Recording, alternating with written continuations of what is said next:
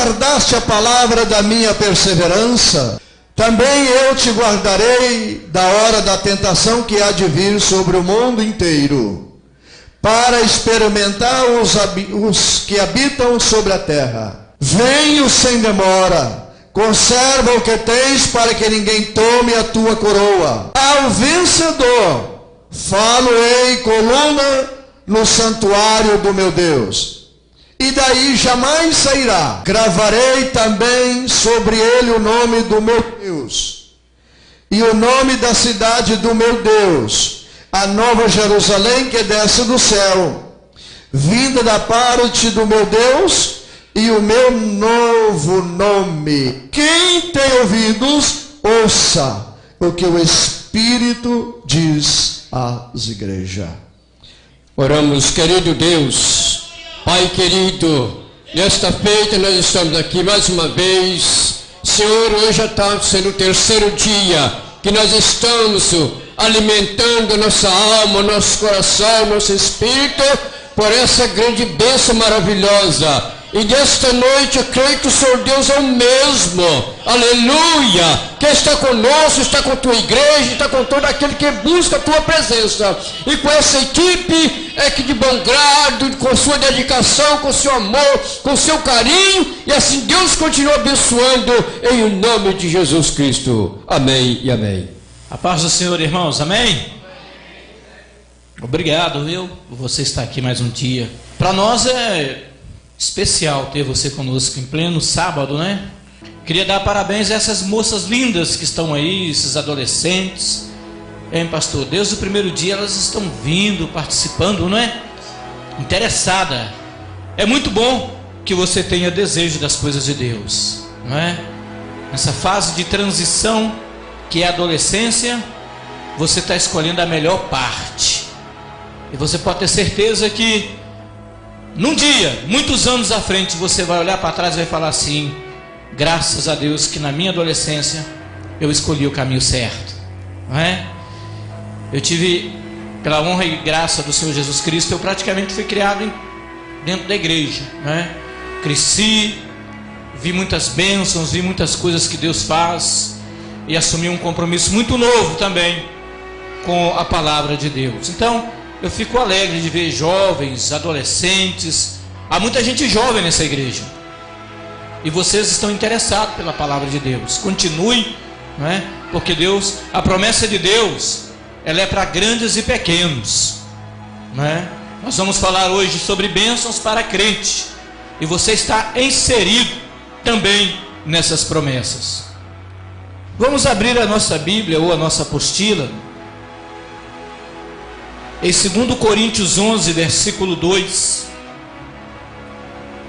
que é o versículo tema do trabalho desta noite. A página, irmãos, pode ser que não está batendo aí, mas é 24, bodas do Cordeiro. Nós vamos falar, ou melhor, bodas do Cordeiro não, Tribunal de Cristo, desculpe. Apocalipse 22, 12. Pode abrir sua apostila, ou você abre a sua Bíblia, caso você ainda não adquiriu a sua apostila. Adquire a sua apostila, o material está ali fora, e você vai ser grandemente abençoado por ter o material. Apocalipse 22, versículo 12, o Tribunal de Cristo. Quantos encontraram, diga amém. Amém? Não, tudo bem, Tribunal de Cristo. Tribunal de Cristo. Enquanto você está aí manuseando a apostila, né?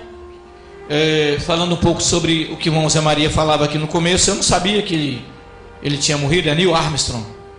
Isso, foi o primeiro americano a pisar em solo lunar. E ele, quando ele pisou na lua, ele tem uma frase muito bonita. Eu gosto dessa frase dele. Ele disse que era um pequeno passo dele, homem, né? Mas para a humanidade era um passo largo. E quando ele estava ali na lua, você imagina bem o homem poder ver a terra da lua. A gente vê a lua da terra e fica maravilhado com a lua, não é? Tem gente que quando olha para a lua está bonita, aquela coisa, tem vezes que parece que ela está maior do que é mesmo. Aí a gente fica todo maravilhado, porque aquilo ali é obra das mãos de Deus. E lá no céu, você imagina bem quando ele, quando ele está lá na lua e tendo o privilégio, no céu é melhor ainda, verdade. Mas você imagina ele, a oportunidade que ele teve de estar na lua e ver o planeta Terra. E ele, eu não sei se você sabe, mas ele era um cristão devoto, um homem temente a Deus, e ele pregava muito contra o evolucionismo e pregava sempre a favor do criacionismo. Ele defendia muito isso, porque quando ele viu pela primeira vez, um homem viu a Terra da Lua, ele disse assim: olha, vendo esse planeta azul desse tamanho, eu só posso crer que verdadeiramente Deus existe. Amém? Glória a Deus. Diz assim a palavra do Senhor em Apocalipse 22:12: eis que cedo venho, e o meu galardão está comigo, para dar a cada um segundo a sua obra. Eis que tarde vem, irmãos. Eis que cedo venho. Interessante é que quando o apóstolo Paulo, ele escreve as suas cartas, e quando ele está escrevendo ali em 1 Tessalonicenses sobre a volta de Jesus, ele diz assim: porque os mortos em Cristo ressuscitarão primeiro. Aí ele se coloca no termo presente e já diz assim: e quanto a nós que estamos vivos, ou seja, o apóstolo Paulo já queria que fosse com ele. E ele diz assim: e quanto a nós que ficarmos vivos, seremos arrebatados. Essa promessa do arrebatamento, irmãos, ela é guardada há muito tempo, de homens como apóstolos que viveram a sua vida em devoção à palavra de Deus, de pais da igreja que viveram e deram a sua vida pelo projeto que é a igreja de Jesus Cristo, da igreja da época medieval, da época dos crentes valdenses, da reforma de Lutero, do grande avivamento promovido por John Wesley, até os nossos dias em que nós vivemos, sempre a mensagem mais pregada sempre foi a volta de Jesus. Hoje mudou um pouco, Hoje não dá ibope pregar sobre a volta de Jesus. Pregar sobre a volta de Jesus espanta muita gente. Então hoje a mensagem que está no auge, que está no top, vamos dizer assim, é a prosperidade, é o céu na terra. Ninguém está querendo o céu lá em cima não, irmãos. Estão pregando o céu aqui mesmo, Só. E eu não estou dizendo que não se deve pregar, não. Tem que pregar sim. Tem promessas de Deus para a vida terrena? Tem promessas, certo? Mas a Bíblia fala também que o Senhor Jesus disse assim: olha, quem quiser me seguir, toma a tua cruz e me segue. Entendeu? Porque largo é o caminho, espaçoso é o caminho da perdição. Agora o caminho que leva para o céu é apertado, e nós estamos neste caminho, amém? Ora alegres, ora não muito alegres por causa de debilidades humanas, mas a nossa fé não perde a alegria em Cristo. Ora caminhando com nossos pés, ora sendo amparado por alguém, ora vendo o que Deus está fazendo pelo próximo, esperando a nossa vez, mas sempre sabendo que Deus, Ele vela por nós. E nós estamos aqui, irmãos, desde quinta-feira. Nós já pregamos sobre várias dispensações escatológicas. Nós falamos sobre o arrebatamento da igreja, sobre as 70 semanas, sobre a estátua de Nabucodonosor. Nós falamos ontem sobre o período mais negro que a terra vai passar por ela, que é o período da grande tribulação, aonde o anticristo vai reinar, aonde o anticristo vai se revelar aos homens. Nós falamos ontem que todos os ais de Deus serão derramados sobre a terra, tanto na terra física como na terra espiritual. Agora, eu quero dizer para você uma coisa. E o que é que nós temos a ver com isso, hein? O mundo vai estar em guerra. O mundo vai estar em assolação. O mundo vai estar em ira derramada por Deus sobre os homens. Mas eu quero te dizer uma coisa aqui nesta noite. Quando os ais de Deus estiver sendo derramado aqui na terra, você vai estar assentado no camarote ao lado de Deus. Porque você é a igreja do arrebatamento. Vamos ler um pouquinho o que diz a Bíblia aqui do Tribunal de Cristo? A concordância bíblica de Strong diz o seguinte: bema no grego, que é traduzido para o português, é o mesmo que inclinação ou plataforma. Bema era o lugar usado pelos juízes das diversas competições naquela época para premiar os vencedores. Ou seja, naquele dia não haverá lugar para crentes derrotados, mas sim para os vencedores. Muitos são hoje os cristãos que apenas fazem para serem reconhecidos por nomes aqui na terra. A respeito disso, observe o que o apóstolo Paulo tem a dizer em sua epístola aos Coríntios, capítulo 3, do versículo 11 até o versículo 15.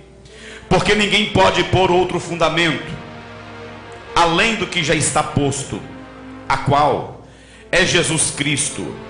E se alguém sobre este fundamento formar um edifício de ouro, prata, pedras preciosas, madeira, feno, palha, a obra de cada um se manifestará. Na verdade, o dia a demonstrará, porque pelo fogo será descoberta.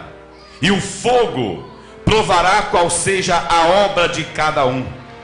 Se a obra que alguém edificou nessa parte permanecer, esse receberá galardão. Se obra de alguém se queimar, sofrerá dano, mas o tal será salvo, todavia, como que através do fogo. A ocasião do bema de Cristo. O acontecimento aqui descrito ocorre imediatamente após o traslado da igreja para fora da esfera terrestre. Existem várias considerações que apoiam essa informação. Em primeiro lugar, de acordo com Lucas 14:14, recompensa está associada à ressurreição, visto que, de acordo com 1 aos Tessalonicenses 4:13 ao 17, a ressurreição é parte fundamental da translação. O galardão deve ser parte desse plano.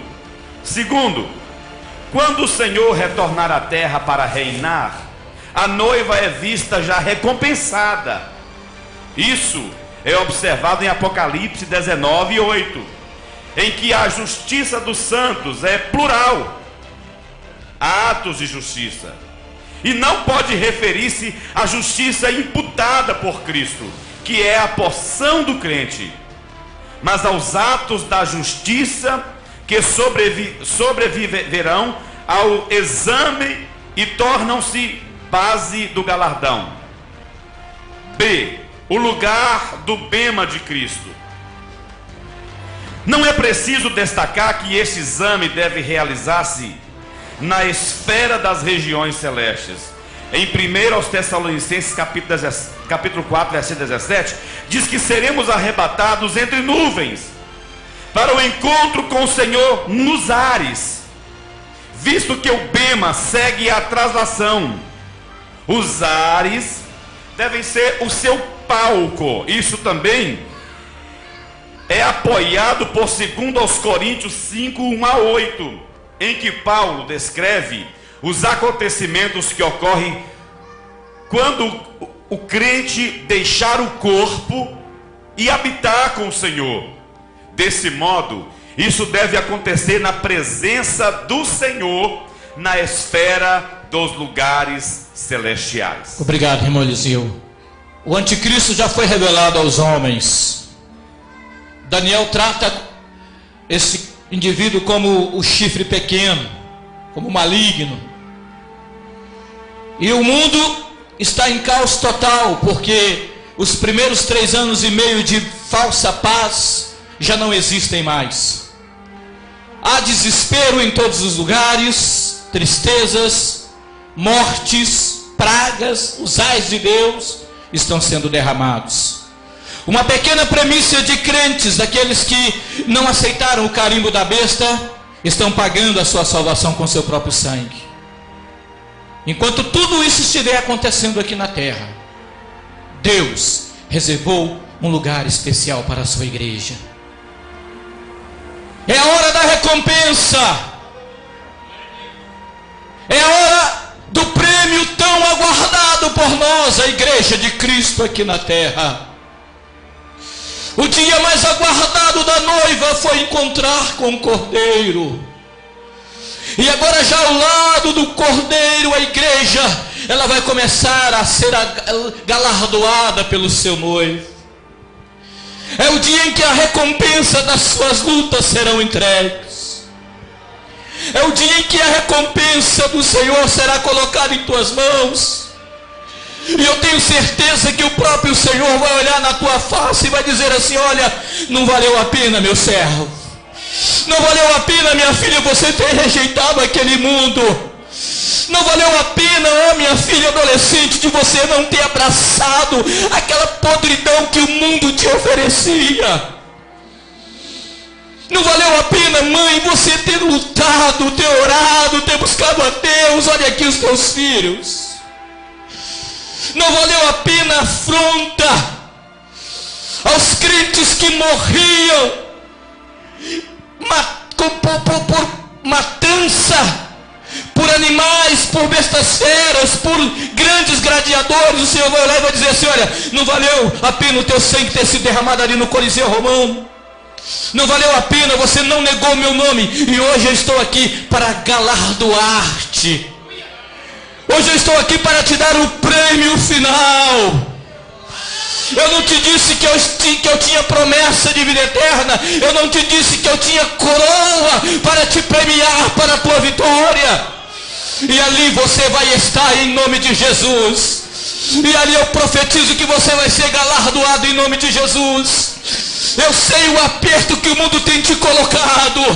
Eu sei que se você fosse olhar por suas próprias forças, você não estaria aqui. Mas eu quero te dizer uma coisa: a graça de Deus, ela fortifica-te quando houver um momento de fraqueza. Urabachada calamachuri ande canta lamas. Valeu a pena a afronta, valeu a pena o sofrimento, valeu a pena não querer as coisas deste mundo, valeu a pena negligenciar a carne. É a hora do galardão de Deus. E lá nas esferas celestiais, enquanto o mundo estiver passando pelos piores períodos de sua época, a igreja estará no tribunal de Cristo. E ali não há lugar para derrotados. E ali não há lugar para excluídos. A única coisa que tem de diferente ali é que Deus, ele vai passar pelo fogo aquilo que você fez para a glória de Deus, e aquilo que você fez talvez para a sua glória humana. Se você canta, cante para a glória de Deus. Se você prega, prega para a glória de Deus. Se você evangeliza, não ganhe almas para mostrar para o pastor que você é o melhor dos crentes da igreja. Não tenha orgulho de subir aqui na frente e cantar para mostrar para todo mundo que a sua voz é a mais bonita, porque se você não estiver fazendo para Deus, naquele dia a tua obra não será aceita. Se você é um grande pregador do evangelho, não tenha orgulho por ser um grande pregador do evangelho, não, mas faça sempre para a glória de Deus, porque naquele dia as suas obras serão queimadas, e aquilo que você fizer para a sua glória vai queimar como palha. Aquelas vezes que você cantou para mostrar a sua voz e não para louvar a Deus, vai ser queimado como palha. Aquilo que você fez para mostrar para o pastor que você era o mais importante da igreja, que você é o que mais sabia da igreja, aquilo que você fez por orgulho próprio, não vai ser aceito por Deus naquele dia. Mas até aquele copo de água que você tiver dado a alguém de coração, a Bíblia fala que haverá galardão no céu para a sua vida.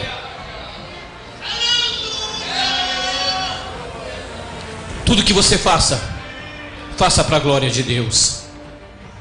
Tudo que você pregue, pregue para a glória de Deus. Tudo que você cante, cante para a glória de Deus. Naquele dia, no bema, ou seja, na plataforma de premiação, e nós vimos esses dias atrás nas Olimpíadas, que para toda competição há um bema, ou seja, há uma elevação, o lugar dos vencedores. E o primeiro degrau de cima é quem ganha medalha de ouro. E embaixo, medalha de prata. E mais embaixo ainda, medalha de bronze. Não tem derrotados ali naquele lugar. Não. Todos ali são vencedores. Naquele dia não haverá lugar para derrotados. Entenda uma coisa: o tribunal de Cristo não é para julgar pecados. Tribunal para julgar pecado é o juízo do trono branco. É no final de todas as coisas. Tribunal de Cristo é para galardão. É para você receber aquilo que você fez para a honra e glória do Senhor aqui na terra. Ali será pesada todas as suas obras, todas as suas ações, todas as suas atitudes. E se for aprovado por Deus, até mesmo aquele copo de água que você dava ao próximo, ali o fogo não consumirá, porque é pedra preciosa, porque é ouro, porque não foi feito para a glória humana, não foi feito para agradar ninguém, não foi feito para a visibilidade humana, mas foi feito para a honra e glória do Senhor Jesus Cristo.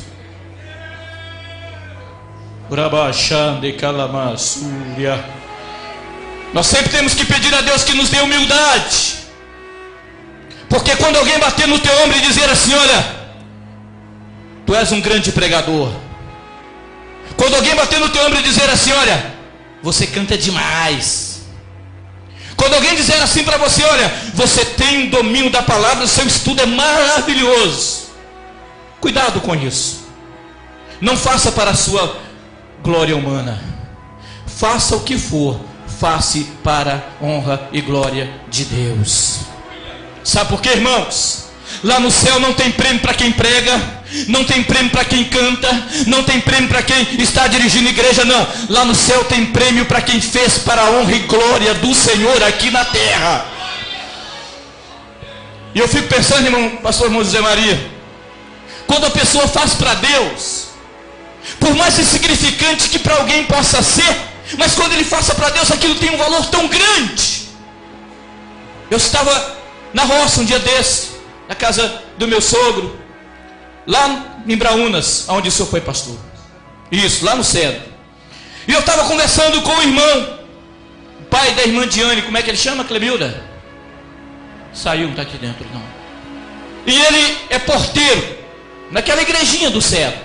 Igreja do Cedro, irmãos, ela ocupa esses bancos aqui só, cômodo muito pequeno. E ele é porteiro. Tem gente que acha que eu quero ser pastor, pregador, ensinador, porteiro. E ele falava assim: irmão Joel, o Abimael, missionário, que o senhor conhece, quando ele esteve aqui como meu pastor, ele falou comigo: olha, você vai batizar, e depois que você batizar, você vai trabalhar na porta da igreja. E ele falava com tanta alegria daquilo, irmãos. E ele dizia assim: irmão Joel, e desde quando Abimael estava aqui, me colocando na porta da igreja, até hoje, irmão Joel, eu estou todo dia na porta da igreja. E eu olhei para aquilo e pensei assim: meu Deus do céu, eu preciso ser mais crente. Irmãos, o valor de estar na porta da igreja para ele é da mesma responsabilidade de eu que estou aqui pregando, ou do pastor que congrega e que dirige uma igreja grande como essa. Sabe por quê, irmãos? Porque ele está fazendo não é para homens. Ele, quando está na porta da igreja ali, guardando a igreja de que um animal entre, de que um bêbado entre, de que alguma pessoa entre desvairadamente, ele é o controlador da igreja, ele é o pacificador ali fora, para que o culto aconteça de uma maneira normal. Cadê os porteiros desta igreja? Onde estão eles, hein? Saiba de uma coisa: no tribunal de Cristo, o galardão de Deus para você é igual o maior pregador que está pregando hoje no mundo afora, se você estiver fazendo para Deus. Pode assentar em nome de Jesus. Se você está pregando, pregue para a honra e glória do Senhor Jesus. Se você está cantando, cante para que haja adoração na casa de Deus.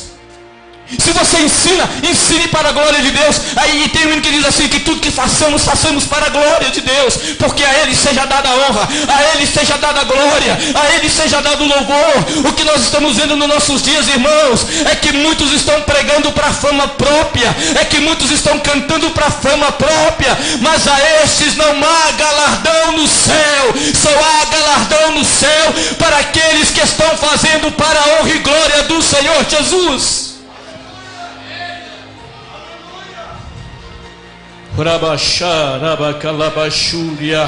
Seja o que você faça para Deus, pode ser o trabalho mais que não é visto na igreja, pode ser o trabalho talvez que você considere o menor de todos, mas se você está fazendo para Deus, eu quero te dizer que há coroa no céu te aguardando. Irmão Eliseu, fale para nós sobre a coroa que nos aguarde ali no céu. Coroa incorruptível. Sabe por que a tua coroa é incorruptível?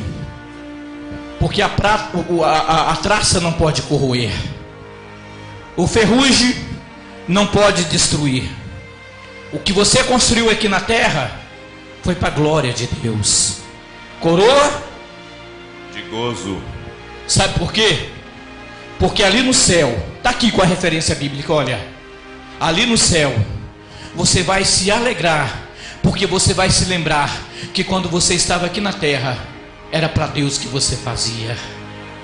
Coroa de justiça. Sabe por que coroa de justiça? Porque você foi injustiçado tantas vezes, você foi perseguido tantas vezes, mas agora você está vendo que a justiça de Deus está sendo aplicada à sua vida. Coroa da vida. Sabe coroa da vida, sabe por quê? Porque você hoje luta com enfermidade. Porque você hoje talvez tem enfermidade que você carrega que não tem cura mais na medicina. Talvez você está até mesmo desenganado do médico. Você sabe que mesmo com toda a saúde que você tem, chegará anos em sua vida que o teu corpo não vai subsistir mais, e você vai acabar partindo para a eternidade. Mas naquele dia Deus vai estar dizendo assim: olha, esta coroa é para mostrar para você que a tua alma é imortal. Coroa de glória. Sabe por que coroa de glória? Porque a glória que você deu aqui na terra não foi a homens. A glória que você deu aqui na terra não foi a pregadores. A glória que você deu aqui na terra não foi para cantores. A glória que você deu aqui na terra não foi para ensinadores. Mas a glória que você deu aqui na terra foi para o Pai, para o Filho e para o Espírito Santo de Deus. Coroa de ouro. Sabe por que coroa de ouro? Ouro fala de pureza. O ouro, para chegar ao seu estado de pureza, ele tem que ser passado pelo fogo, e depois passado pelo fogo, e depois passado pelo fogo. E eu sei que você está passando pelo fogo, e quando parece que vai amenizar, você está passando pelo fogo. Não reclame a Deus, é a pureza do ouro, é a pureza que Deus está te levando, é a pureza espiritual que Deus está te dando. Coroa de ouro, coroa de vencedor. Sabe por que é coroa de vencedor? Porque ali não há lugar para derrotados, ali não há lugar para quem ganhava de vez em quando uma batalha, não. Ali só há lugar para quem venceu. Sejam os nossos irmãos que lá no Coliseu Romano não negaram a sua fé e foram mortos por bestas feras. Sejam os nossos irmãos da igreja medieval que eram mortos, mas não negavam a sua fé. E seja você também que com toda luta, com toda oferenda do diabo, o diabo oferece para o adolescente aqui, ó, toma prostituição, toma pornografia na internet. O diabo está oferecendo para o jovem: olha, toma aqui a prostituição, toma aqui a pornografia da internet, da televisão. O mundo está oferecendo para nós, o diabo está oferecendo para nós, mas nós não queremos. Sabe por quê? Porque estamos sendo purificados, porque naquele lugar só há lugar para vencedor.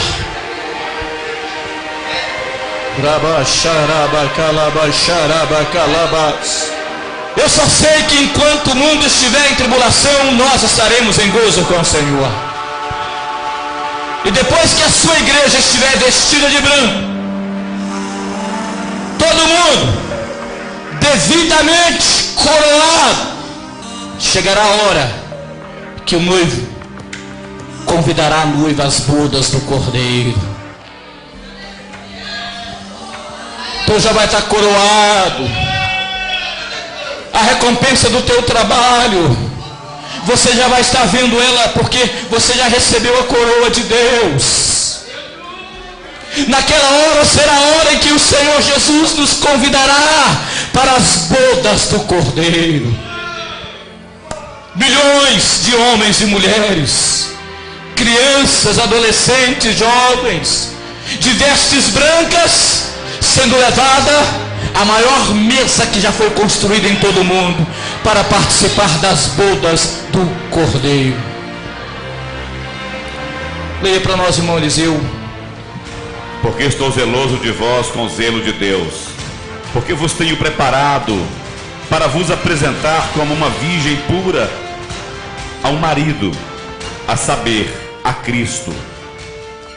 Em muitos trechos do Novo Testamento, a relação entre Cristo e a igreja é revelada pelo uso de figuras do noivo e da noiva. É revelada nas Escrituras como algo que ocorre entre o arrebatamento da igreja e a segunda vinda de Cristo. Antes do arrebatamento, a igreja ainda guarda esta união conforme Apocalipse 19:7. As bodas já terão ocorrido na segunda vinda, pois a declaração é: são chegadas as bodas do Cordeiro. O tempo auristo, ekten, traduzido por chegadas, significa ato concluído, mostrando que as bodas já foram consumadas. Esses acontecimentos seguem-se após o tribunal de Cristo, visto que quando surge a igreja, esta já aparece adornada com os atos da justiça dos santos.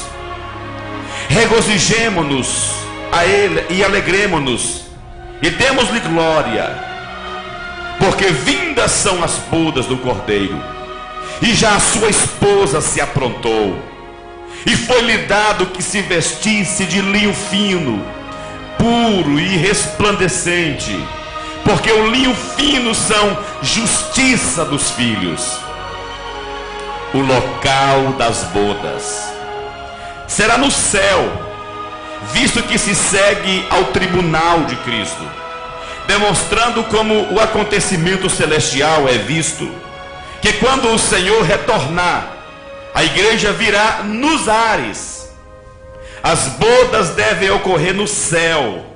Nenhum outro local seria adequado a um povo celestial. Glória a Deus, irmão Eliseu. Irmão, sabe por que tem que ser no céu? Porque o céu é a nossa morada final. O Senhor Jesus, quando ele subiu ao céu, ele disse assim: olha, eu estou indo ao Pai preparar-vos lugar. Mas, igreja amada, a mesma promessa do Senhor Jesus é: mas eu voltarei para vós. Sabe aquele momento na nossa vida espiritual, quando a gente se sente sozinho, acuado, parece que todo mundo se esqueceu, pastor esqueceu, amigo esqueceu, parece que você está passando pelo pior momento da sua vida. Deus manda te lembrar uma coisa: eu voltarei para vós. Está sofrendo? Está apertado? Mas a promessa de Deus é: eu voltarei para vós.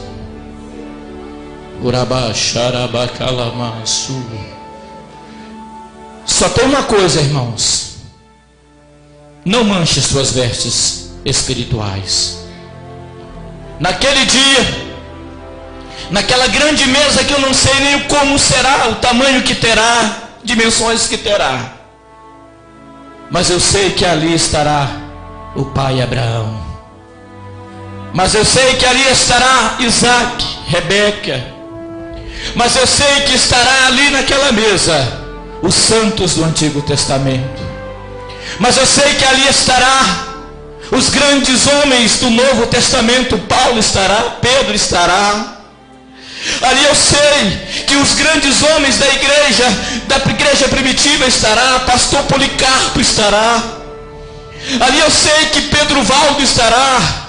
Ali eu sei que Savanarola estará. Ali eu sei que John Wesley estará. E eu peço a graça e a misericórdia do Senhor Jesus também, para que eu esteja lá naquele dia. Nós estamos vivendo em dias, irmãos, em que cada dia que se passa, o aperto é maior. Cada dia que se passa, as lutas são maiores. Quem teve filho há 30 anos atrás e hoje sabe que os seus netos são criados em tempos piores de que seus filhos foram criados. E pais estão cercando os seus filhos de tudo quanto é maneira, porque o diabo, ele tem por regra máxima levar o máximo de pessoas com ele para o inferno. Mas há uma promessa para a sua igreja de galardão. E depois do galardão, antes de uma obra final, porque Jesus precisa voltar para socorrer uma nação, para socorrer um povo. Mas antes que isso aconteça, estaremos nós ali nas bodas do Cordeiro. Irmãos, você tem ideia? Será que você já parou um dia para pensar? Será que você um dia sonhou com isso? Refletiu sobre isso? Imagine você sentado em uma grande mesa, com vestes brancas, coroado no galardão, como galardão, coroado pelas suas obras. E de repente, naquela grande mesa, quem é que vai estar te servindo? É Miguel? É Gabriel? São os serafins, os querubins? Não. A Bíblia fala que o próprio Jesus servirá na mesa aquele dia.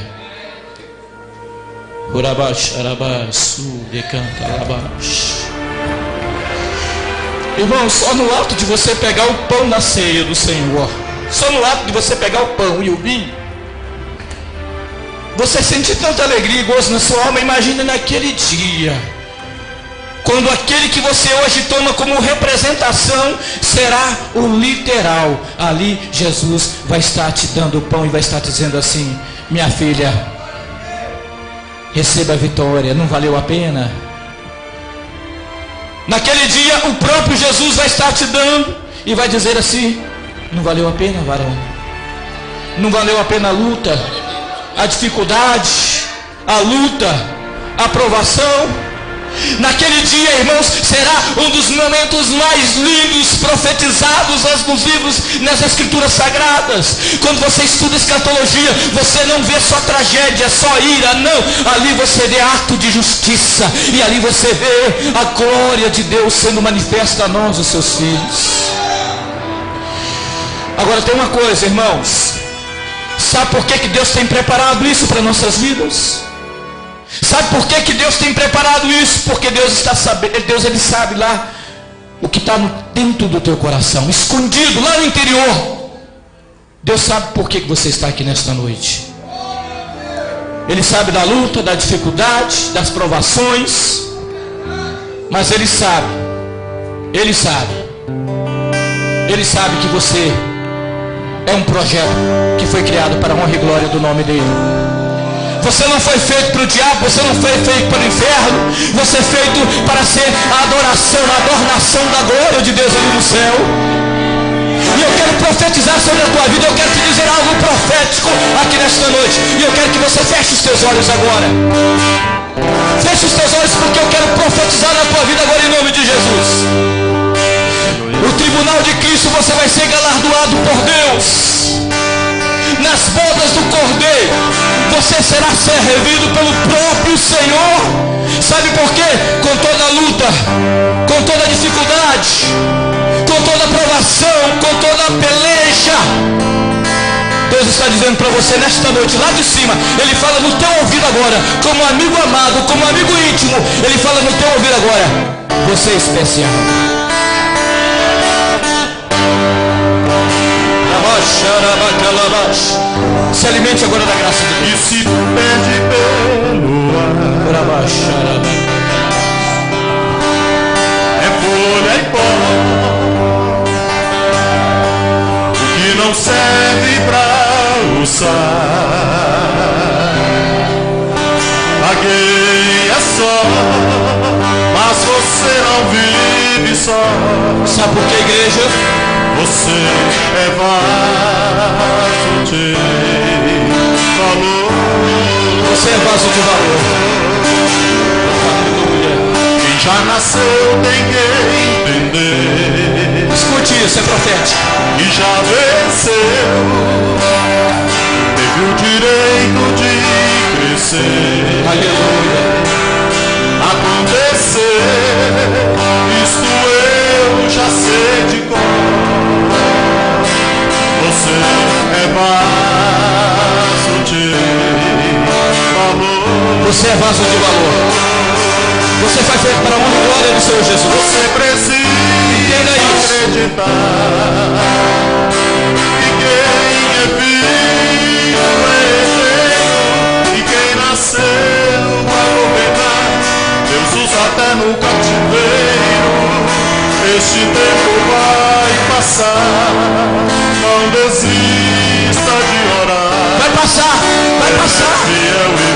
Vai passar a luta, vai passar a dificuldade. Vai passar. Mas se você disser pra mim que já foi vaso, está quebrado, Deus vai consertar o vaso. quando está assim, jogado aos cantos, encostado, Não te eu esforce. prefiro insistir. Deus está profetizando a tua vida. O oleiro está aqui para consertar o vaso. O oleiro está aqui para colocar você de novo na posição. Você é especial para Deus. Quem te deu a vida? Destruiu a forma, Não há ninguém igual a você neste mundo. Você é único para Deus. Não há ninguém igual a você. Você é único para Deus.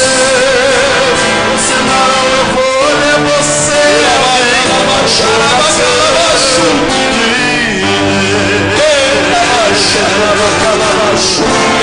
mas se você disser pra mim que já foi vaso, está quebrado, e por enquanto está assim, jogado ao canto, encostado, eu prefiro insistir. E o oleiro está aqui pra mudar o meu estado. Você é especial.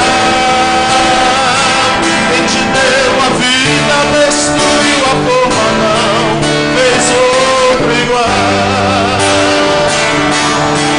Você ainda não perdeu. Você não é folha, você é alguém no coração de Deus.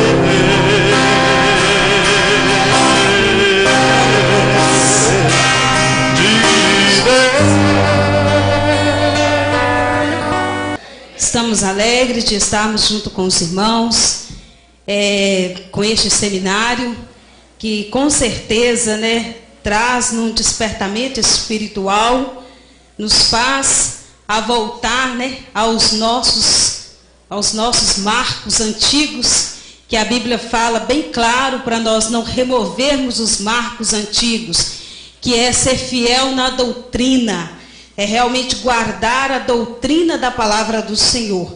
E nós estamos aqui, para quem não nos conhece, meu nome é Ana Cristina, servimos ao Senhor da Igreja Assembleia de Deus, ali na cidade de Timóteo, e estamos aqui juntamente, com o grupo, cooperando neste seminário. E foi-nos confiado a responsabilidade de estar ministrando com os irmãos, relacionado à segunda vinda de Cristo e o milênio. Só quero lembrar aos irmãos que Deus está neste negócio. dia 14 de julho deste ano, fez nada mais, nada menos do que 20 anos que eu fui alcançada com esta palavra. Mas só lembrando aos irmãos que no momento em que o Senhor me tocou, que o Senhor realmente me constrangeu e me mostrou a necessidade da salvação, eu estava sentado junto à mesa com minha mãe, meu pai e a minha irmã. E eles tinham vindo de um estudo bíblico. E qual que era o estudo que estava sendo ministrado naquela noite, que fora ministrado para a igreja? Escatologia bíblica. E no momento então que minha mãe comentava sobre o estudo junto com meu pai, eu me lembro que ela falou assim, Sandra, com minha irmã, porque a Sandra, muito curiosa, perguntava para ela sobre aquele estudo. E é até o nosso irmão Geraldo Rodrigues que havia ministrado o estudo na igreja, na congregação do bairro Ideal. E então, minha mãe falou assim, Sandra, por que você não aceita Jesus hoje? E eu só sentei e fiquei ouvindo. Ela falou assim, mãe, não é assim também não. Aquela resistência que todo homem sem Deus tem com relação à verdade, né? E de repente começou a crescer dentro de mim uma necessidade de aceitar a Jesus. É claro que isso não era outra coisa a não ser a obra do Espírito Santo. A palavra estava sendo ministrada no meu lar. Eu não fui lá, mas a minha mãe e meu pai tinham estado no estudo. E eles não trouxeram, como é muito comum às vezes, os problemas que acontecem. Eles trouxeram o que eles receberam de lá, que foi a unção. E então começou a crescer dentro de mim uma necessidade de salvação.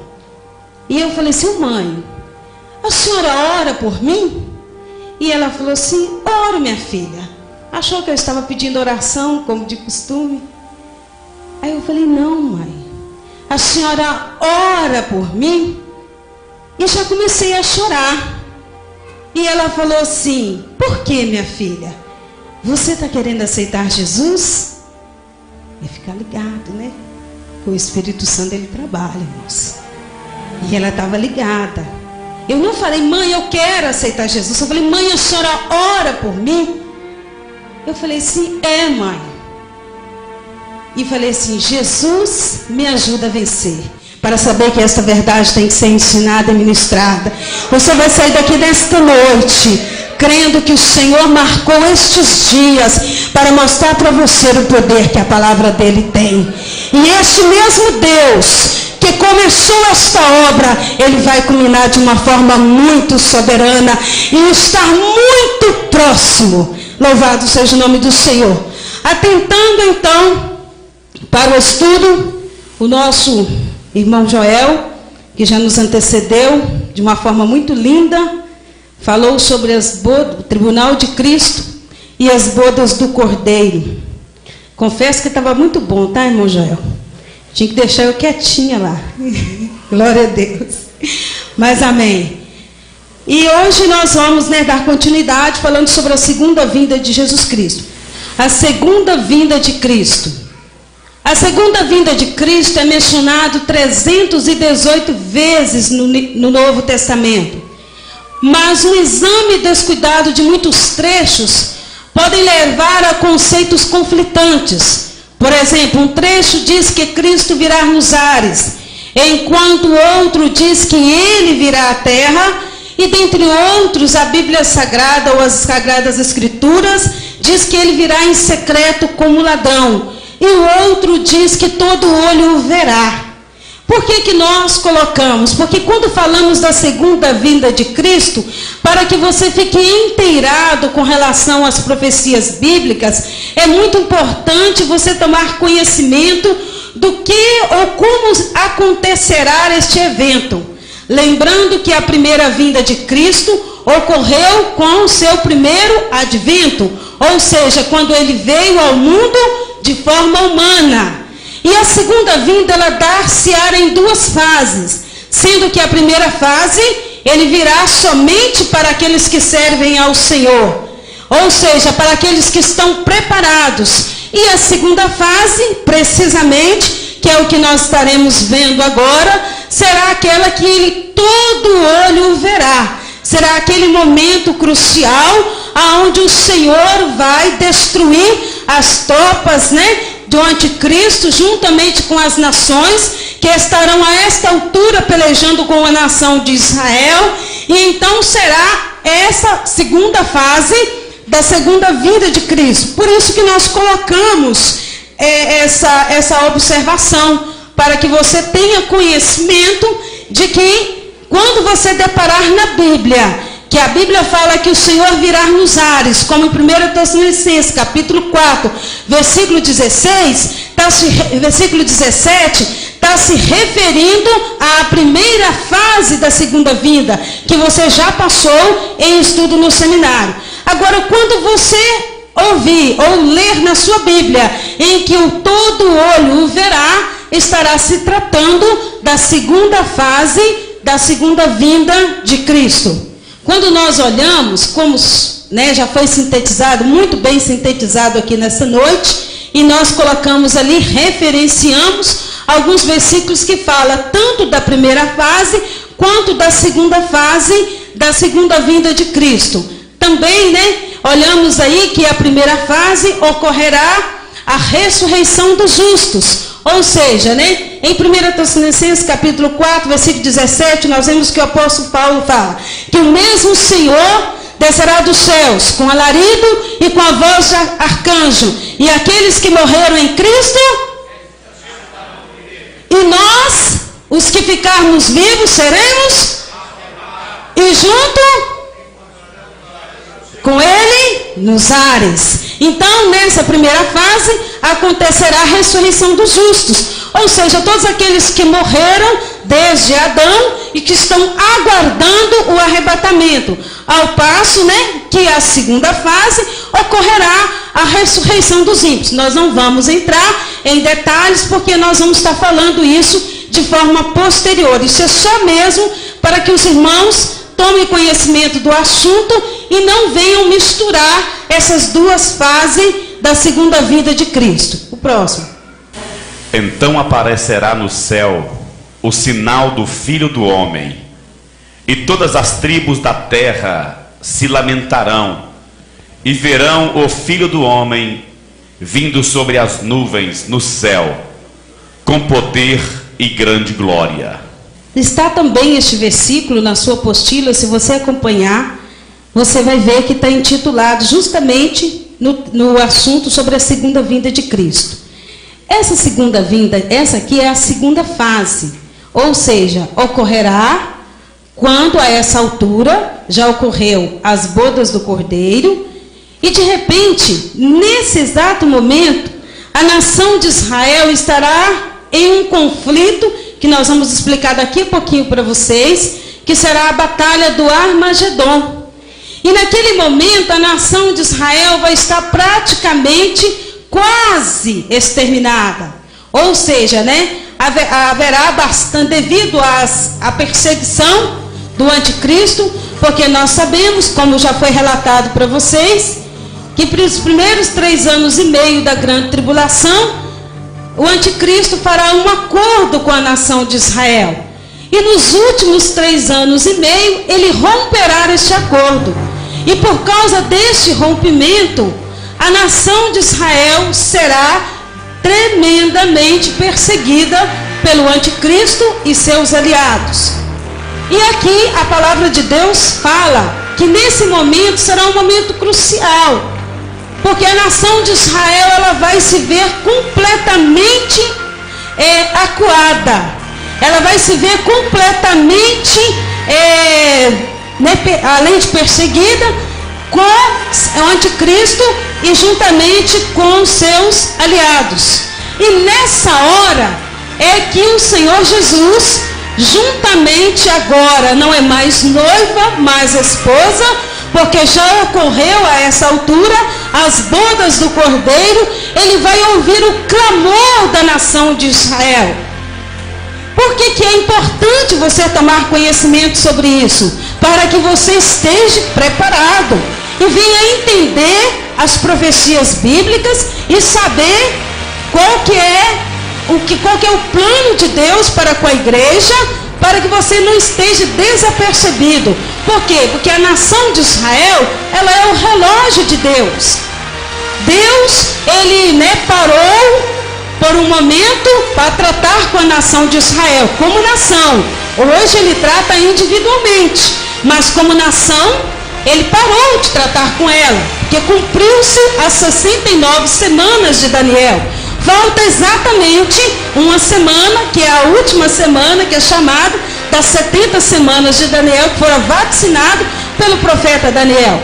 Então, até a crucificação de Cristo, cumpriu-se 69 semanas. E ali o relógio de Deus parou para a nação de Israel como um todo e começou a trabalhar com a igreja. Por isso que é importante você tomar conhecimento desses fatos, para saber que o Senhor Jesus está voltando. Então o que vai acontecer? Exatamente nesse momento, a nação de Israel vai estar completamente acuada e ela vai clamar. E então o Senhor Jesus vai aparecer nos céus, como já foi lido em Mateus capítulo 24, 30. E na batalha do Armagedon será o encontro final, aonde nós vemos que Deus estará, esta guerra se faz necessária, para quê? Na verdade, por causa das ambições perversas da humanidade. Porque como Satanás, ele vai se opor à nação de Israel, e o objetivo dele é exterminar a nação de Israel, sempre foi isso, é frustrar os planos de Deus. E vale lembrar que naquele momento, o mundo ou o pecado vai estar numa escala cada vez maior. O mundo vai estar completamente dominado pelo anticristo. Então, se hoje nós já ficamos assustados com tanta atrocidade, com tanta ação do mal, não queiram imaginar o que será deste mundo sem a presença da igreja e sem a presença do Espírito Santo. Que a Bíblia fala que hoje a presença do Espírito Santo, ela restringe a ação do anticristo. Mas na verdade, o espírito do anticristo, ele já opera. O anticristo não manifestou, até porque isso vai acontecer pós arrebatamento da igreja. Nós somos e cremos, de que a igreja ela não passará pelo período da grande tribulação. Existem algumas correntes escatológicas que acreditam que a igreja passará, mas nós temos provas, na palavra de Deus, que a igreja ela não passará pela grande tribulação. Então o que vai acontecer? Imagina um mundo dominado completamente por anticristo, e Israel vai perceber o tanto que Satanás odeia, o povo de Deus. O Senhor Jesus vai descer dos céus e vai destruir o anticristo e o falso profeta. Só que antes, eu gostaria só de falar um pouquinho o que na verdade significa Armagedon. Você tem aí na página da sua apostila que fala sobre isto. Mas de uma forma sintetizada, nós colocamos aí, olha, a coluna de Megido é uma vasta extensão territorial existente ao norte de Jerusalém. Dali dista-se cerca de 130 quilômetros, situando-se abaixo de Nazaré, lugar onde Jesus nasceu. E ali nós vemos que essa região também é conhecida na Bíblia como Vale de Jezreel, e em hebraico Vale de Esdraelon, em grego. Mas, mais um pouquinho, Kemuel, por favor. Mas observa-se que já aconteceu nessa mesma região ou nessa mesma planície outros conflitos tão importantes. Claro que nenhum vai ser tão importante como a batalha do Armagedon, porque é na batalha do Armagedon em que o Senhor, as forças do mal vão ter que se culminar, e entender que o nosso Deus é o Deus Todo-Poderoso. Mas se você voltar um pouquinho dentro da história bíblica, você vai perceber, porque essa planície, ela é rodeada por vários montes. Dentre esses montes está ali o Monte Carmelo, o Monte Gilboa e também o Monte Tabor. Olha só, veja bem, desde o vale de Megido é possível estar nessas 3 montanhas: Carmelo, Giboa e Tabor. E foi exatamente no Monte Carmelo que aconteceu a competição do Deus e Elias contra Baal e os profetas demoníacos, dominados pelo espírito de Jezabel. Vocês percebem que isso não é coincidência? Vocês percebem que, na verdade, isso aí é um confronto espiritual que já existe desde a queda de Lúcifer? Se você é um bom leitor da Bíblia, você vai perceber que isso não é uma coincidência. Que da mesma forma que Satanás encheu o coração de Jezabel para fazer com que a nação de Israel substituísse o culto verdadeiro a Deus e adorasse a Baal, ao ponto que nós sabemos que Jezabel, o nome de Jezabel significa casta. Ou seja, ela era uma mulher tão devota ao seu Deus que ela tinha um objetivo: fazer com que todos adorassem a Baal. E infelizmente, Acabe ali casou-se com Jezabel em uma aliança política e veio a colocar toda a nação de Israel a perecer por causa daquela aliança política. Ou seja, mais uma vez, Satanás tentando frustrar os planos do Senhor, tentando fazer com que a nação distanciasse para que não se cumprisse a palavra de Deus, que é o nascimento de Jesus Cristo. Então, como nós observamos, ali foi, na verdade, um confronto entre as forças do mal e as forças do bem. Vemos ali que, da mesma forma que Elias foi confrontado ali com os profetas de Baal, nós vemos que Satanás tentará fazer o mesmo com o nosso Deus. Então isso não é uma coincidência. Na verdade, observa-se que isso aí é espiritual e que isso já existe desde o momento em que Lúcifer foi deposto aos céus. Essa guerra, né? Nós vemos que foi palco, em tempos antigos, de muitos conflitos, dezenas de guerras, importantes reis, generais, que deixaram seus nomes na história. Então percebe-se que não foi só Elias que confrontou ali nessa planície. Também ao longo da história bíblica nós vemos generais, nós vemos ali Tutmoses, Ramsés, que é Egito, Sargão, do Império Assírio, Senaqueribe, da Assíria, Nabucodonosor, da Babilônia, Ptolomeu, nós vemos que Império Greco-Macedônio, Antíoco Epifânio, Império Grego também, Pompeu, Tito. Então veja bem, impérios e generais que já pelejaram justamente nessa planície, justamente neste lugar aonde vai acontecer o confronto final. Mais uma vez, percebemos que isso não é uma coincidência. Na verdade, essa região, ela é um cenário bíblico, aonde já aconteceu grandes batalhas, mas a maior delas será a do Armagedon, porque culminará mais uma vez o poder de Deus sobre as forças do mal, né? Armagedon será um evento real de proporções trágicas para aqueles que desafiam a Deus. Esta batalha é profetizada como o acontecimento mais catastrófico e devastador da história humana. Essa batalha afirma a soberania de Deus sobre a história e nos lembra que há um propósito e plano divino que não será frustrado. Será um acerto de contas. Deus julgará todo o mal e estabelecerá um reino universal de justiça. Armagedon será também uma batalha espiritual entre as forças do bem e as do mal. Ela terá o seu desfecho com a intervenção divina e o retorno de Jesus Cristo. Quem que participará desta grande batalha, né? Estamos falando quais são os sinais para a igreja que antecede a esta batalha, e vamos ver também as nações que irão participar desta grande batalha. Nós sabemos que a atual era da igreja não é uma época em que a profecia bíblica está sendo cumprida. Qual profecia? Esta, precisamente esta, tá? Sobre a segunda vinda de Cristo. Essa profecia ainda não está sendo cumprida, porque nós estamos vendo e sabemos que ela só vai ocorrer após as bodas do Cordeiro. A essa altura a igreja já foi arrebatada, já passou pelo tribunal de Cristo, já está acontecendo o período da grande tribulação. Então é nisso que está falando, tá? Então a atual era da igreja não é uma época em que essa profecia bíblica está sendo cumprida.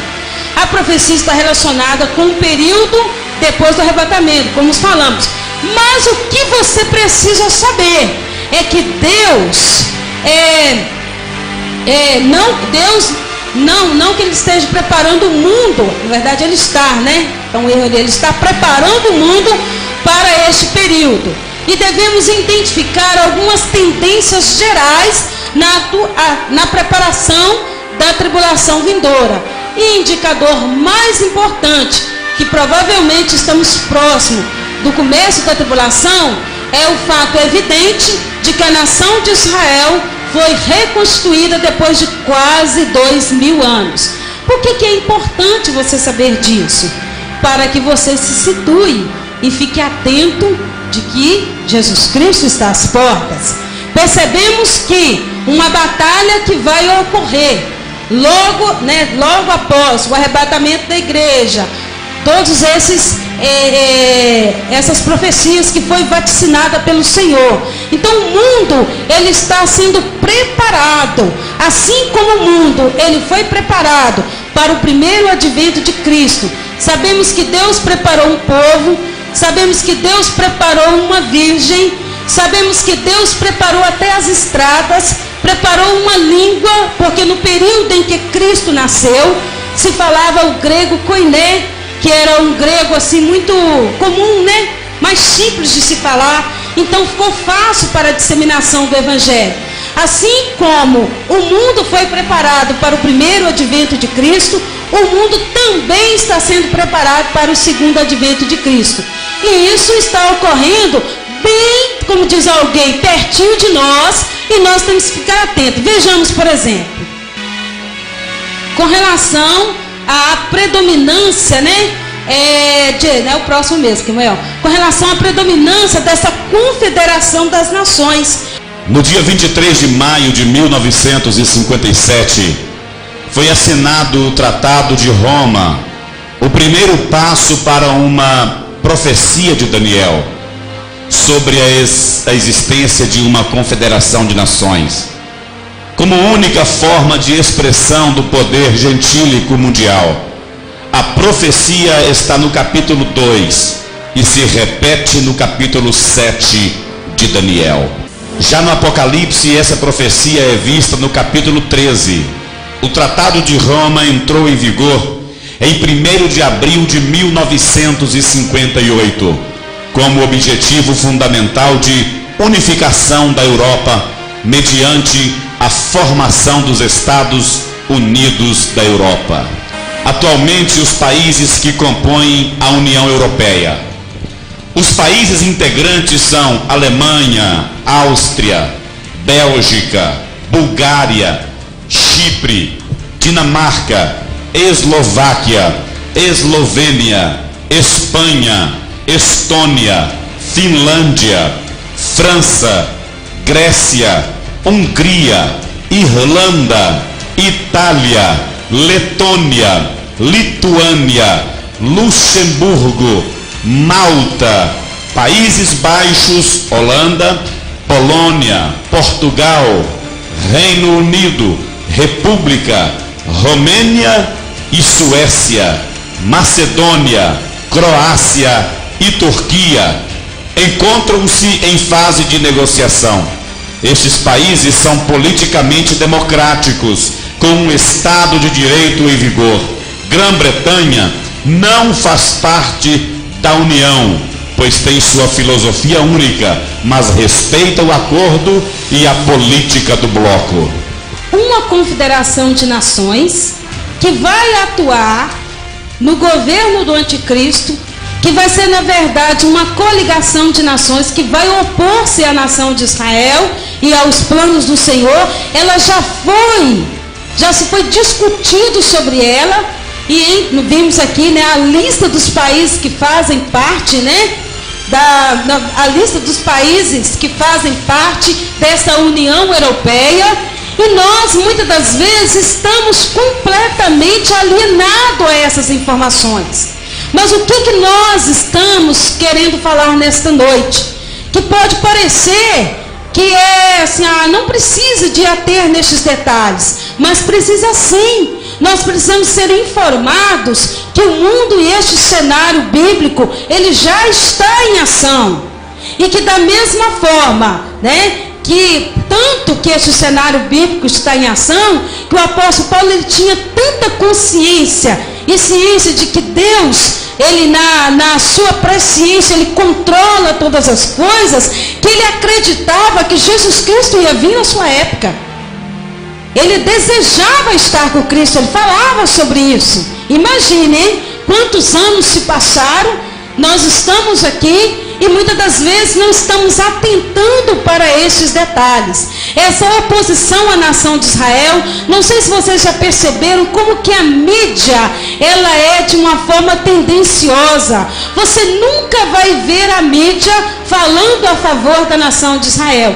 E por falar nisso, eu gostaria só que o Kemuel colocasse aquele slide, Kemuel, que fala sobre o nosso diplomata iraniano no Brasil. Dia 20/8, ele deu ali uma entrevista, e você pode pesquisar na Folha de São Paulo, e veja bem o que ele falou com relação à nação de Israel. Bem, aqui foi os tópicos que ele discutiu, e lá o que ele falou concernente a isso. Tá? Esse homem do nome difícil é o diplomata iraniano, destila ódio a Israel. Olha, destilando ódio a Israel. Ele pregou a destruição de Israel. Ele negou qualquer possibilidade de acordo entre Israel e palestinos através de negociações. Não escondeu seu desejo de que no lugar de Israel surja um Estado radical islâmico. Ele proferiu calúnias fantasiosas como uma suposta pretensão israelense de dominar o Iraque. Ele criticou o caráter democrático de Israel. Aí lá é a fala dele: sem dúvida não haverá nenhum lugar na região para os sionistas no futuro. Os povos perceberam que são inúteis e frustrantes as negociações com um regime que só conseguiu ficar em pé respaldado pelo Ocidente. Somente com a união e a coesão nacional e seguindo o Islã, o povo palestino poderá libertar os seus territórios invadidos. E o regime que certa época pretendia dominar o território entre os rios Nilo e Eufrates, que é o que nós estávamos discutindo, Paulo, agora deve se esconder atrás do muro de proteção. Ao mesmo tempo, divergências internas apareceram e esse regime sionista se deparou com a instabilidade interna. Perceberam, gente? Folha de São Paulo, todo mundo sabe. Se você pesquisar, você vai encontrar. Ainda falou: e eu abençoarei e amaldiçoarei os que te amaldiçoarem. Então veja bem, isso não aconteceu, não foi no ano de 1957, como nós acabamos de ler, sobre o tratado, sobre a Confederação das Nações, sobre a União, a União Europeia. Não, isso aconteceu precisamente no dia 20/8/2012. Uma pessoa completamente dominada por Satanás, declarando de forma pública o ódio à nação de Israel. E com isso ele joga isso na mídia e faz com que o mundo odeie Israel. Quem já foi lá em Israel, eu já tive a oportunidade de conversar com algumas pessoas, dizem que é horrível como que a mídia faz. Não tem nada desse conflito, dessa forma que a mídia traz. Percebeu aí que ele falou que na verdade os territórios são invadidos por Israel? Na verdade eles querem fazer com que Israel realmente seja um Estado iraniano. Isso foi bem pertinho de nós, há menos de um mês que aconteceu esse fato. Se você quiser toda a pesquisa, né, ler todo o artigo, você vai lá na Folha de São Paulo e você vai localizar toda a entrevista que esse diplomata iraniano no Brasil declarou dessa forma. Isso, meus queridos, é sinais para a igreja, porque nós não vamos estar aqui, mas nós sabemos que antes que estas coisas aconteçam, Jesus Cristo já veio para a sua igreja, para a sua noiva. Na apostila, a segunda vinda de Jesus Cristo, onde tem Jesus montado no cavalo branco, esse aqui é Jesus. Ontem nós mostramos, na sexta-feira, nós mostramos o cavalo branco da grande tribulação lá, que é o anticristo. Esse aqui é Jesus, o Rei dos Reis e Senhor dos Senhores. Os participantes da campanha. A coligação das nações durante o período tribulacional já foi abordada. Vimos que haverá 4 grandes poderes mundiais. Primeiro, a federação de 10 reinos sob a liderança da besta, que constitui a forma final do grande império mundial. Segundo, a federação do norte, a Rússia e seus aliados. Terceiro, os reis do leste, povos asiáticos de além do Eufrates, provavelmente a China. Quarto, o rei do sul, poder ou coligação de poderes do norte da África. Deve ser acrescentado outro grande poder, em virtude de sua participação ativa na campanha. Quinto, o Senhor e seus exércitos celestiais, embora a hostilidade dos 4 primeiros seja de uns contra os outros e outros contra Israel. É particularmente contra o Deus de Israel que eles lutam. Essa confederação de nação já existe e que provavelmente está compreendida nessas nações. Vale lembrar que eles não são amigos entre si, tá? Eles não são amigos entre si. Na verdade, o que vai acontecer na batalha do Armagedon é que eles vão unir-se para opor-se contra Deus e a nação de Israel, como acabou de ser lido aqui no item 5, o Senhor e seus exércitos celestiais. Quer dizer, a fúria deles particularmente é contra a nação de Israel e contra Deus. As nações iníquas. Bom, o anticristo com falsos profetas, juntamente com as nações iníquas, marcharam contra Israel.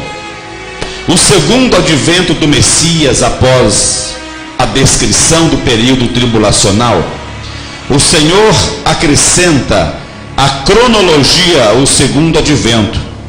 Com relação à sua vinda, vários acontecimentos são mencionados. Primeiro, a vinda acontecerá imediatamente após a tribulação daqueles dias.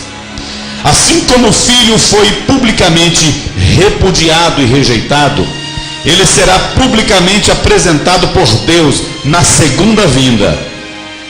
Não mais como cordeiro, mas sim como o leão da tribo de Judá, que veio para dominar com vara de ferro. Glória a Deus, louvado seja o nome do Senhor. Eu fiz questão que o Eliseu lesse exatamente esse final, porque na verdade a batalha do Armagedon se resume dentro daquilo que nós falamos com vocês, que será, né, uma batalha final. Porém, o que eu quero destacar aqui nesta noite é esse diferencial. É esse diferencial que antes Cristo veio, né, rejeitado, veio, né, desacreditado, nasceu numa manjedoura, adentrou a cidade de Jerusalém, montado em um jumentinho, e agora esse Cristo rejeitado, ele surge agora com grande poder e glória, não agora como cordeiro, mas como um leão que veio para dominar com uma vara de ferro. Então, a segunda vinda vai ser inaugurada desta forma. Por que vai acontecer esta batalha? Exatamente para instalar o período milenial. E o Senhor será rei sobre toda a terra. Naquele dia, será o Senhor, e um será seu nome. E habitarão nela, e não haverá mais maldição, mas Jerusalém habitará em segurança. Diante de todo raciocínio apresentado neste estudo, fica impossível não crer em um reino literal de Cristo sobre a terra. Eis algumas considerações a serem colocadas. Primeiro, há vários textos que se referem a esse período. Segue-se uma sequência deles. Segundo, será o momento onde serão cumpridos plenamente todos os pactos relacionados. Primeiro, pacto davídico. Segundo, pacto palestino. Terceiro, o novo pacto. O não cumprimento desses pactos até os dias de hoje evidenciam o fato que haverá o momento oportuno para isso acontecer. Caso contrário, Deus seria mentiroso. Uma vez que estes pactos são cumpridos no milênio e dizem respeito principalmente aos judeus, faz todo sentido a ressurreição dos salvos do Antigo Testamento ser antes do milênio. O milênio será uma prova final da restauração da soberania imediata de Deus em seu cumprimento. O que você precisa saber? Que será o momento em que Cristo vai descer com grande glória, vai cumprir a profecia de Zacarias e outras. Ele vai tocar com seus pés no Monte das Oliveiras, o rio Eufrates vai secar, e naquele momento nós vemos que ele vai derrocar as forças do mal para justamente instalar o seu reinado milenial. Então é isso que você precisa saber, sair daqui conhecendo essa diferença. Então, nesse período milenial, como já foi lido aqui, na verdade, ele é o cumprimento, mais uma vez, da palavra de Deus. Sabemos que o período milenial, as profecias, está mais relacionado à nação de Israel. Até porque, a esse momento, o relógio de Deus já voltou a funcionar com a nação de Israel. A essa altura, a igreja é como se ela saísse de cena, porque não é igreja mais, não é isso mesmo? Não é igreja mais. A essa altura, ela já está com o Senhor nas mansões celestiais, e Deus está cumprindo a palavra que ele falou para Abraão, a palavra que ele falou para toda a nação de Israel. E aqui, precisamente no período milenial, como Eliseu acabou de ler para nós, nós vemos que ele será uma prova final da restauração da soberania imediata de Deus e o seu cumprimento. Isso aqui, meus queridos, é para que nós tomemos conhecimento de que Deus, ele vai cumprir cabalmente toda a sua palavra. Ele falou com Jeremias, quando ele chamou Jeremias: o que é que você está vendo, Jeremias? Eu vejo uma vara de amendoeira. Ele falou assim: olha, você viste bem, porque eu velo pela minha palavra para cumprir. E Deus vai cumprir a palavra dele. Precisamente no período milenial, nós vimos aqui alguns pactos que estarão sendo cumpridos. Mas eu gostaria que o Joel ou o Eliseu falasse sobre as características do período milenial. Lembrando que você não vai encontrar na Bíblia o nome milênio. Você não vai encontrar. Você vai ver a referência aos 1000 anos, mas o nome milênio você não vai encontrar. Agora, como será este reino? Quais são as características? Na sua apostila, por favor. Lembrando também, irmã, para que todos entendam que o milênio, irmãos, ele é para o cumprimento de todas as profecias que Deus deu ao pai Abraão, a Isaac, a Jacó. Então, todas aquelas profecias que estão relacionadas a Israel, por exemplo, território, glória, governo de Deus, tudo isso vai acontecer no milênio. Praticamente o milênio é para cumprir todas essas promessas à nação de Israel. Características gerais do milênio. Quem vai estar? Jesus, a igreja, os salvos do Antigo Testamento, todos com os corpos glorificados. Haverá também os sobreviventes da tribulação, que ainda terão os seus corpos naturais. Segue os aspectos distintos. Será um governo espiritual, tá? Referências bíblicas. Será um governo ético, social, físico, político, eclesiástico.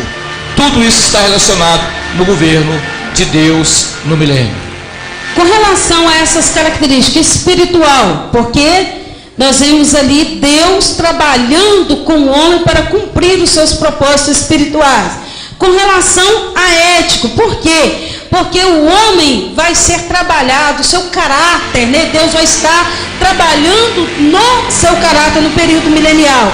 Com relação ao período social, se você for ler todas essas referências bíblicas, você vai ver que será exatamente aquilo que o mundo tanto procura, né? Um governo sem guerra, um governo regido pela paz, aonde não tem problemas, aonde, né, as pessoas se respeitam mutuamente, aonde não acontece, né, essa desordem que está sediando o mundo aí, como nós temos acompanhado aí diante dos nossos olhos.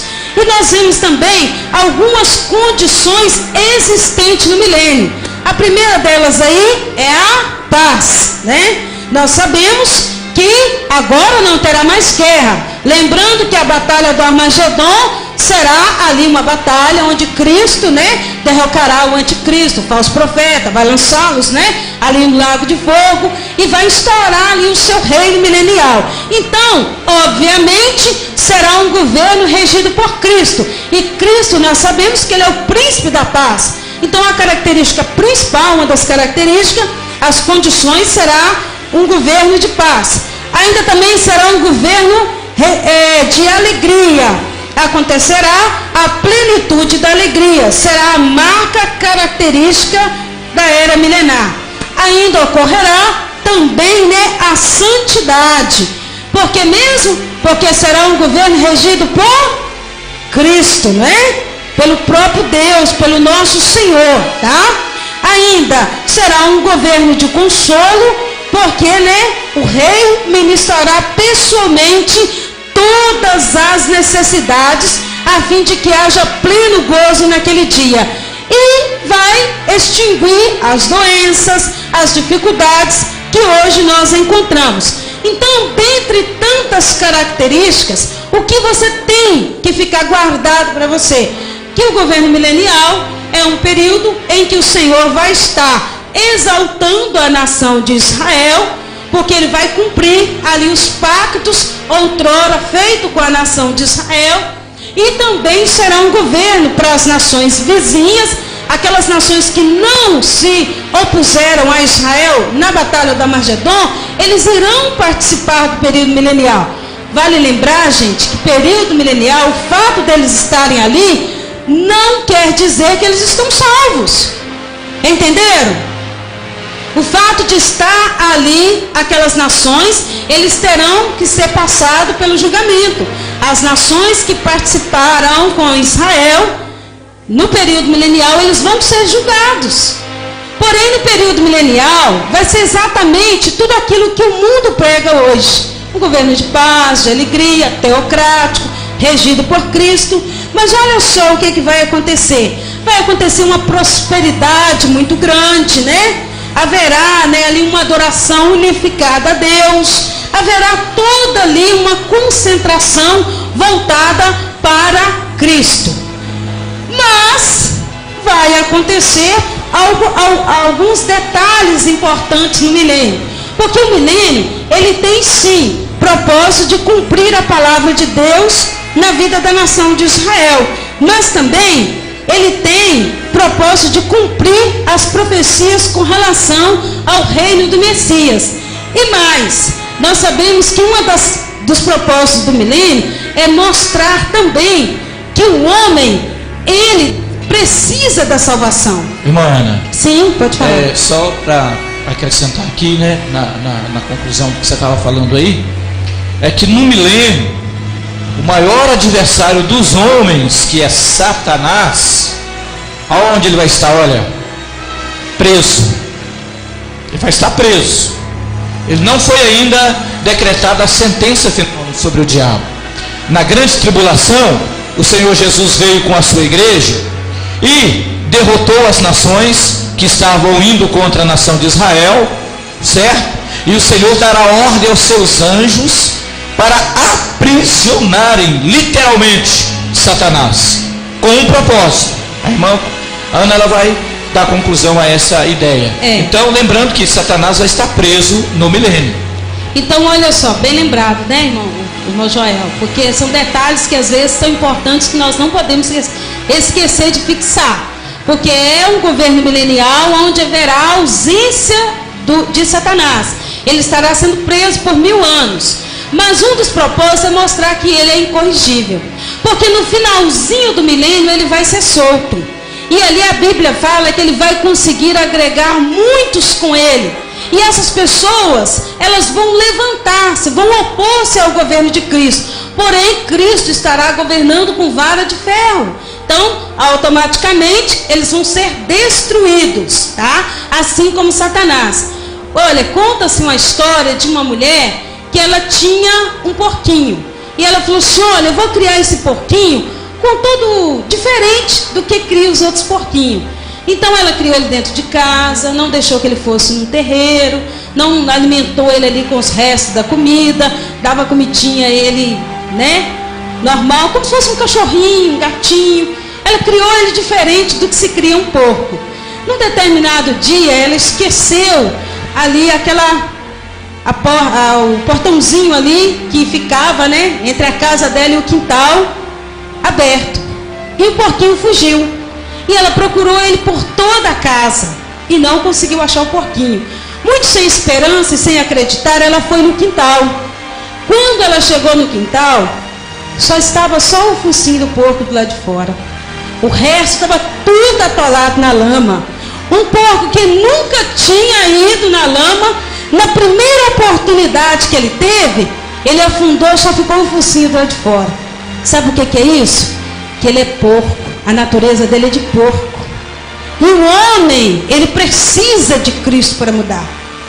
Olha, prestem bem atenção. Num governo totalmente regido por Cristo, terão pessoas que vão estar ali, mas na menor oportunidade que ele tiver, ele vai tentar contra Cristo. Então o que nós estamos falando sobre isso? Que o homem, a Bíblia fala, o salmista fala, em iniquidade concebeu a minha mãe. Essa natureza pecaminosa, ela não tem sociedade que muda, não tem psicologia que muda, não tem regras que muda. Quem muda essa natureza é somente Cristo e a obra redentora dele na cruz do Calvário. É verdade. É somente Cristo é que consegue mudar o coração do homem, porque na menor oportunidade ele atola no pecado. É por isso que o salmista fala no Salmo 40, né? Que o Senhor tirou ele do entremedal de lama e firmou os pés sobre a rocha. E é isso. Então, no milênio, um dos propósitos é mostrar que Satanás é incorrigível. Outro propósito é mostrar também que o homem, ele necessita da salvação. Na menor oportunidade, ele está afastado dos princípios da palavra do Senhor. E para encerrar essa parte do milênio, tem um monte de gente aí que estou vendo um monte de interrogação na cabeça dos irmãos aí e tem perguntas a ser feitas. E os irmãos que quiserem fazer alguma pergunta e quiser respostas, com a graça de Deus estaremos esclarecendo para os irmãos naquilo que for preciso. Tem alguém que quer fazer algum tipo de pergunta? Olha, irmãos, o irmão Paulo está aqui para responder, aproveitem. O irmão, ele deu uma oportunidade aqui, falou assim, irmão, seria bom se vocês abrissem uma oportunidade para que alguém, se tiver dúvida de alguma coisa, pergunte. Então nós estamos encerrando, tá, irmãos? Quero que ninguém vá embora, está acabando, só mesmo para que você tenha oportunidade. De repente você fala assim, a minha dúvida mesmo eu não tirei até hoje da cabeça. Tem alguém que quer fazer alguma pergunta? Se alguém quiser fazer pergunta, irmão, faça por escrito e mande para ele. Se você tiver e-mail, coloque na pergunta o seu nome, o seu e-mail, viu, o seu telefone. Amanhã eles responderão todas as perguntas que alguém quiser fazer hoje. Tem o nosso e-mail, Orkut, Facebook, tá vendo? Pode entrar, fazer a pergunta que você quiser, pedido de amizade. Pode entrar lá, você vai ver as fotos do nosso último trabalho que nós tivemos. Muito em breve vai sair uma notícia de um povo que desapareceu. Era um povo muito humilde e aqui muito sofreu. Este povo era o povo de Deus. Onde está aquele povo barulhento? Onde está que não se vê nem o irmão? Alguém com voz de lamento vai dizer nesse momento: aquele povo foi embora pra Sião. Onde está o dirigente desta igreja? E os obreiros aqui aonde estão? E as mensagens que pregavam, muitos crentes se alegravam. Eles também foram embora pra Sião. Onde está aquele povo barulhento? Onde está que não se vê nem irmão? Alguém com voz de lamento vai dizer nesse momento: aquele povo foi embora pra Sião. Onde está a juventude desta igreja? E as irmãs do círculo de oração, que a Deus sempre oravam, e as crianças que cantavam, elas também foram embora pra Sião. Onde está aquele povo barulhento? Onde está que não se vê nem irmão? Alguém com voz de lamento vai dizer neste momento: aquele povo foi embora pra Sião. Depois deste grande acontecimento, muitos crentes desviados vão voltar, procurando os irmãos para reconciliação, mas infelizmente não vão encontrar. Onde está aquele povo barulhento? Onde está que não se vê nem irmão? Alguém com voz de lamento vai dizer nesse momento: aquele povo foi embora pra Sião.